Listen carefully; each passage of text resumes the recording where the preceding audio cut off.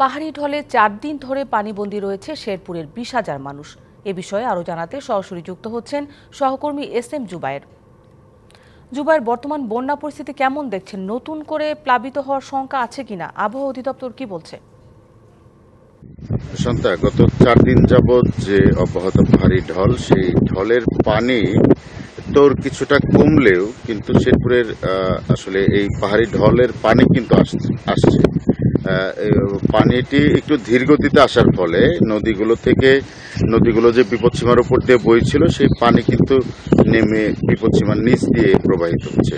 তবে স্থানীয়ভাবে ভারী বর্ষণ না হওয়ায় পানির উচ্চতা কমলেও আসলে যারা পানিবন্দী হয়ে পড়েছেন ইতোমধ্যে, তারা কিন্তু ভোগান্তিতে রয়েছেন। আমরা যেটুকু জেনেছি, 4টি উপজেলার 40টি গ্রামের প্রায় 50,000-এর কাছাকাছি মানুষ কিন্তু আসলে ভোগান্তিতে রয়েছেন, যার মধ্যে 20,000 মানুষ সরাসরিভাবে একেবারেই পানিবন্দী অবস্থায় রয়েছে। এর মধ্যে আমরা স্থানীয়দের সাথে কথা বলে জেনেছি যে এখন পর্যন্ত কিন্তু সরকারি কোনো সহায়তা, খাদ্য সহায়তা তাদের কাছে পৌঁছায়নি, যার ফলে এই এলাকাতে যে শিশু, বৃদ্ধ রয়েছেন, তাদের কিন্তু ভোগান্তি বেড়েছে। এছাড়া যদি বলি যে এই 40টি গ্রামের মধ্যে অন্তত 10টি স্কুলে কিন্তু পানি প্রবেশ করেছে, যার ফলে এই স্কুলগুলোতে অলিখিতভাবে হলেও পাঠদান কার্যক্রম বন্ধ রয়েছে, শিক্ষার্থীরা স্কুলে আসতে পারছেন না।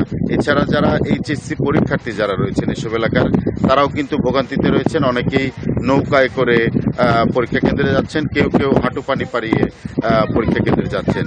আমরা যদি একটু অবস্থা তুলে ধরতে চাই যে শেরপুরের চারপাশের যে জেলাগুলো রয়েছে, সেই জেলাগুলোর দিয়ে যে নদী বয়ে গেছে, সেই নদীগুলোর পানিও কিন্তু বাড়ছে।